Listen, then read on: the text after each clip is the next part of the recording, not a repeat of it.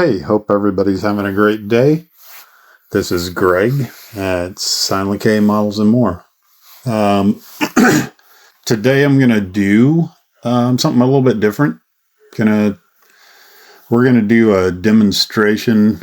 I'm going to show you some new paints that I've got and a new airbrush and compressor. All the while kind of doing a little technique sort of demonstration of weathering chassis. So what we're going to do is I've printed the 65 Barracuda. I'm replicating my friend's 65 Barracuda that he's got. And so he sent me some pictures. I'm showing the reference pictures here. Nice looking car. Been repainted. Got the interior redone. The engine itself, the drivetrain has not been restored. So the engine will be done as it is in these pictures, or close, as close as I can get to it. And then same on the chassis. The bottom side of the car is not pristine. So we're going to be doing some weathering on the bottom side of the car as well. So that's what we'll be doing in this video. And with that, we'll get into it. I bought the weathering set of paints from Hobby Lobby. These are the Hobby Lobby airbrush. These come in a set for $8. You get 10 different colors. This is, like I said, this is the weathering colors. I also purchased the weathering powders at Hobby Lobby, and we're going to give this a spin trying to weather up this chassis. So let's talk about mixing these a little bit. The recommended on the bottle, I believe it's on the bottle anyway, maybe it was on the box, anyway, is 1:1. So you mix this about the big bottle of thinner. So I'm going to mix it 1:1 with thinner to spray through the airbrush. I'm going to start with this black just to kind of, get this. I've got this chassis painted in a semi-gloss black from Scale Finishes. That's dried. It's good to go, but I want to hit it with this black just to kind of see how this black compares. I do have the black primer as well. I'll put that. So I have this black primer also that I can try. But anyway, so we'll start with a little bit of black, and then I think I'll move into some grays. I've got two different grays that came with this. A little bit of rust. Here's some sand color that might come in handy. Actually, this is the sand. This is a tan. I think the tan looks probably closer to what I need. This sand's a little orangish for what I'm doing, but we'll see. Might come in handy. May need a little of this brown. So probably, other than the greens and the white, we may end up using all of these. They also work brushed on. I've done a little bit of experimenting, and you can brush them on straight out of the bottle, or you can thin them a little bit to make them flow a little more. So they work either way, but let's get to trucking on this thing. Oh, I guess the other thing I should mention is this is the get it over here. I'm going to be using this Gallery Turbo X Mini.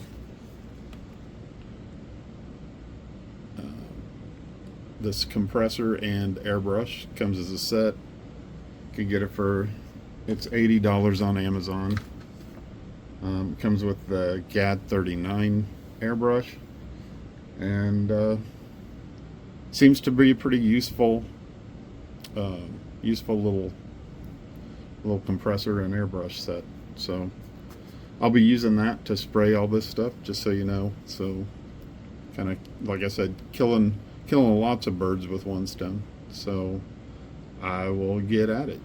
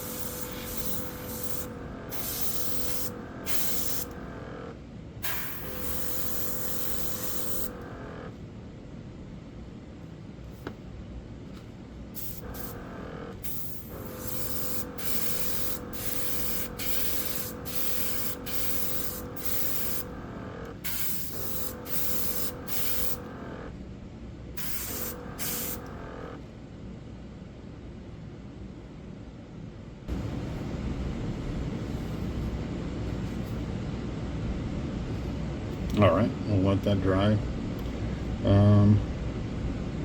Yeah.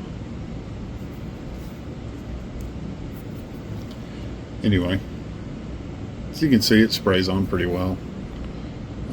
This is pretty glossy. I'm hoping it dries flat. If it's not flat black, then that's fine. I can hit this with some matte varnish.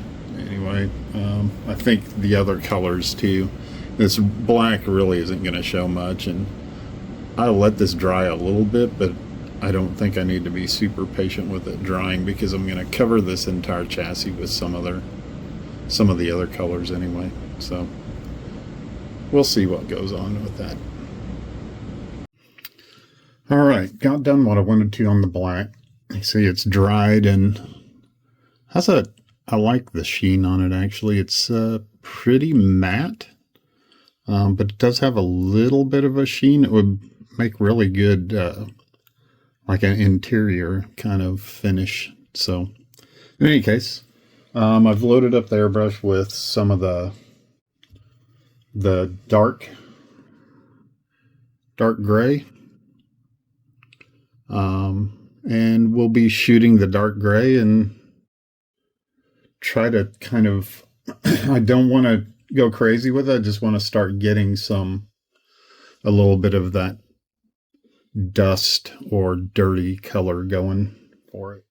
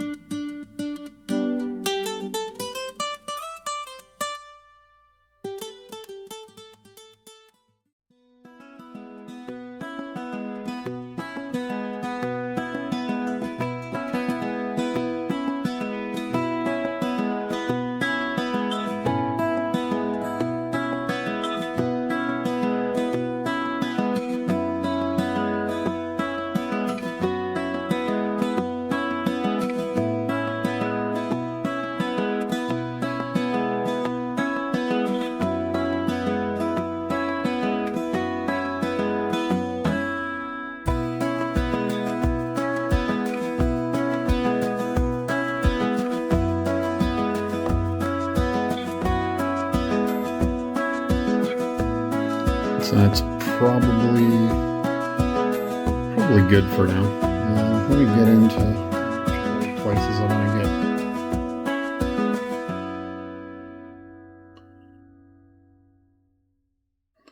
get into some of these detailed areas.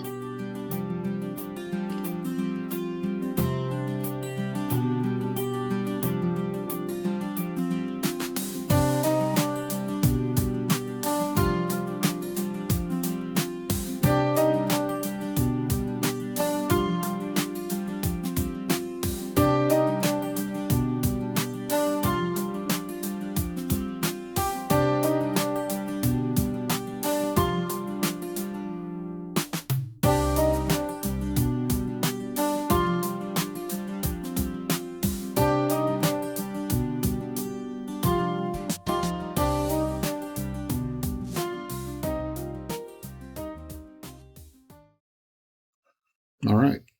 I think that's good for the dark gray. Okay, now I've got the dark gray kind of on there. I dusted the whole bottom. You can still see a lot of black through it, but starting to get some color built up on there. You want to do this really slow because the idea is to have some of that base color still showing through as you build up this weathering on the bottom side of this chassis. Then right now I'm going to hit it with some of the light gray, just very lightly on just a few places, not probably cover the whole thing, but just hit some of the higher areas here and there. And then I think I'll go in with just a tiny bit of the rust color and maybe the sand or tan color. So just to give it a little bit of color. And then we'll start working stuff with the powders and brushes to start bringing out more details. So once again, this is the light gray is what I'm going with now.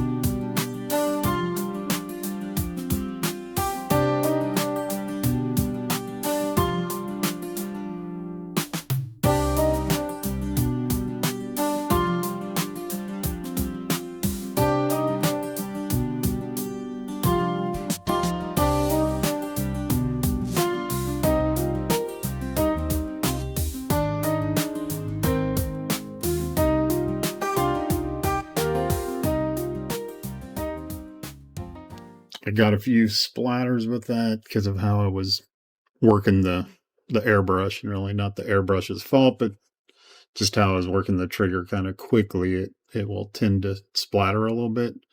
And because of what I'm doing, I'm not concerned about that. Obviously, I would spray differently if I was like painting a body or something. But anyway, so just wanted to point that out. I'm not super concerned about that. Some of these spots that I've gotten, it'll get covered up with other weathering as we go.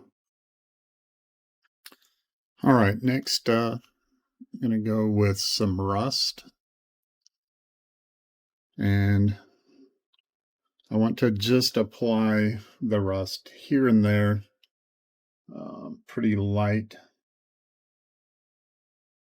I've dialed my brush back to where I'm not getting a lot of flow of paint, and that's on purpose so I can control it a little more, because I don't want a ton of rust on here. They're just kind of along edges and stuff. I want to put it.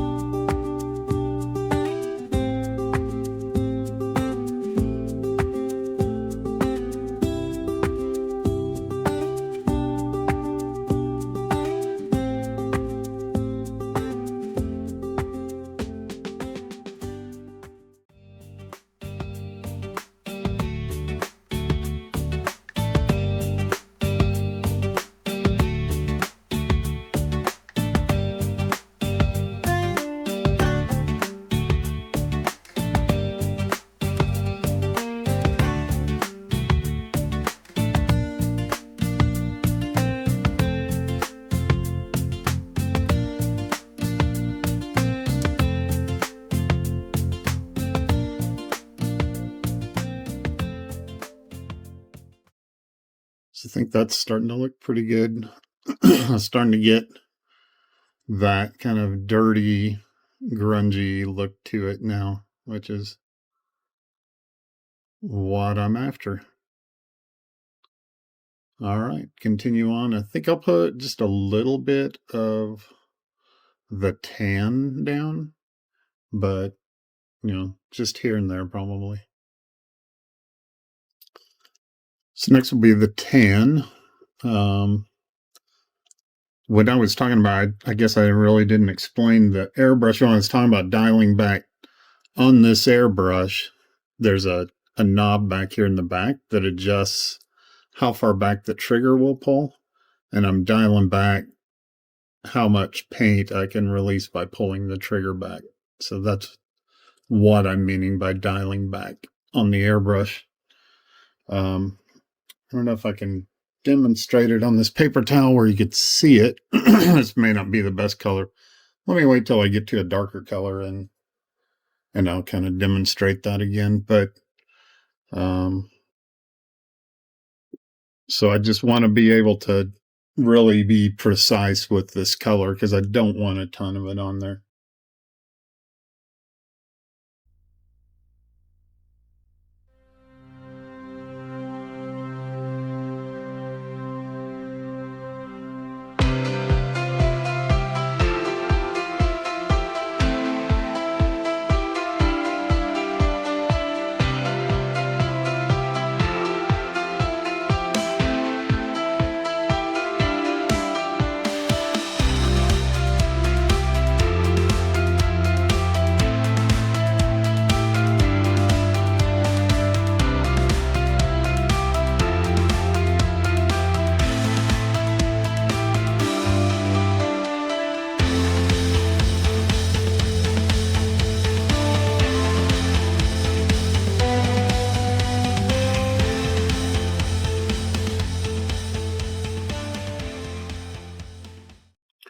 All right, I think that's probably good enough for the tan. Maybe just a little bit more down here. Maybe hit this with a little bit up here. Come on the top side. And that's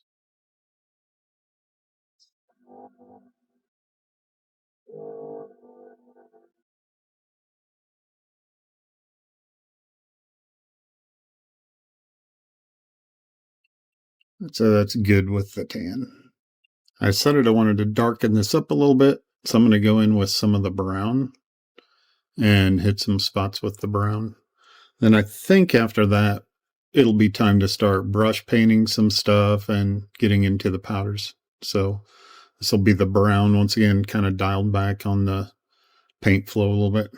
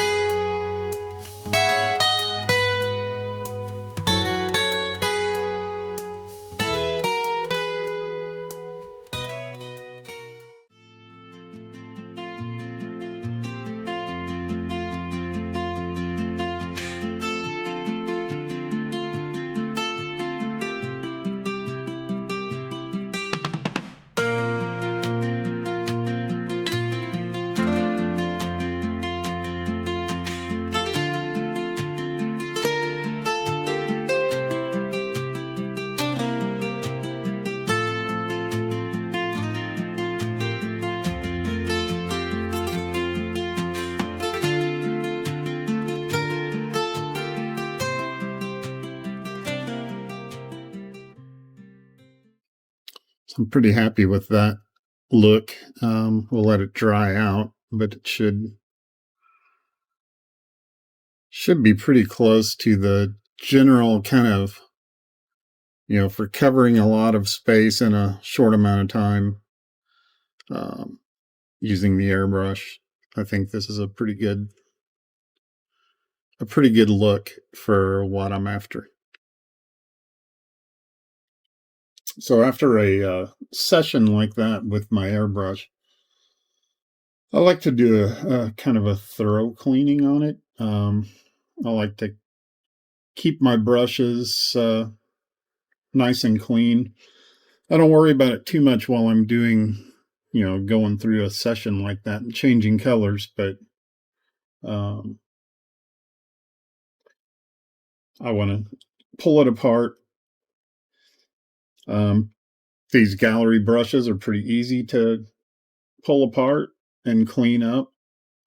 You take the adjustment nut out, pull off the handle here, loosen this nut up a bit, pull the needle out the front. I think pulling the needle out the front is preferred. I've got just a little bit of alcohol here I'm going to clean up this needle with. Be careful to not drop your needle. I've dropped needles before and that's a disaster. They get bent, and once a needle's bent, it's pretty much toast. I have heard of products out there that you can use to straighten a needle. I have never tried it. I just get a new one because a bent needle is painful to deal with. So right now I've got this is stuck a little bit. We'll have to get that guy out of there. The nozzle is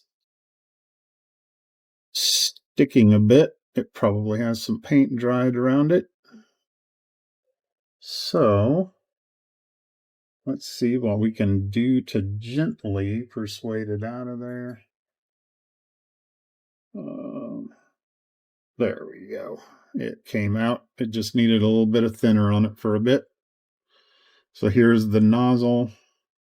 Obviously, some of these pieces are pretty tiny. So this is a 0.35 millimeter nozzle that I'm using in this. It's looking pretty good. I'm just going to put a little bit more, put a little bit of alcohol in it. This paint cleans up fairly easily with just some alcohol. So I know you can use hot water as well. If you don't have alcohol, you can use hot water to clean up this paint. But we will get this put back together. And when you put your needle in, you don't want to shove it hard, but you do want to make sure it's seated good down in the nozzle. So then tighten this up. We'll put the handle back on.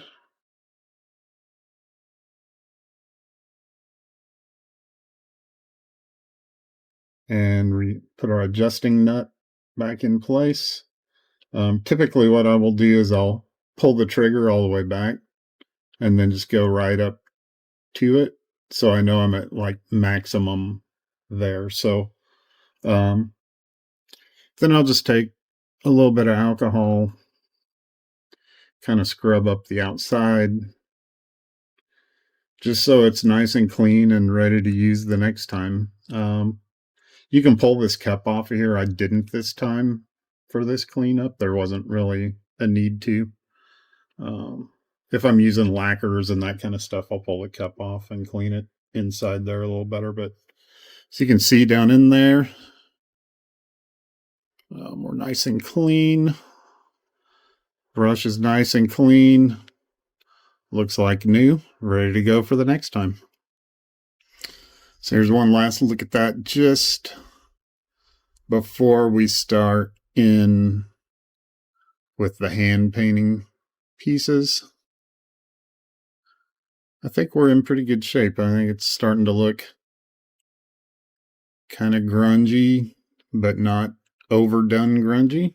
Um, Although the car that I'm replicating is pretty grungy on the bottom side, so but it will be fine.